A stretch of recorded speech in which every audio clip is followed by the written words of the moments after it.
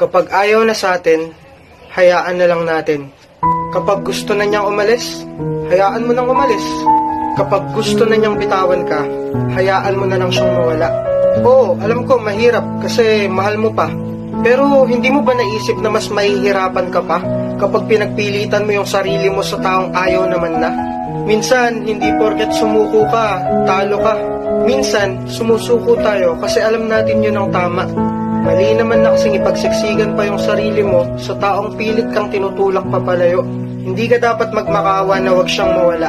Kasi unang-una, kung talagang mahal ka niyan, hindi niya gagawing solusyon ang hiwalayan.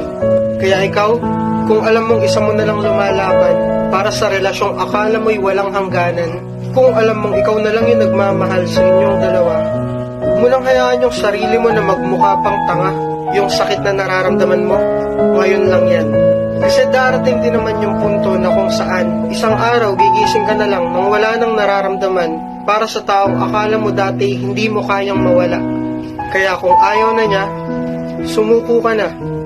Hayaan mo na lang siyang sumaya sa paraang masasaktan ka ng sobra. At ngayon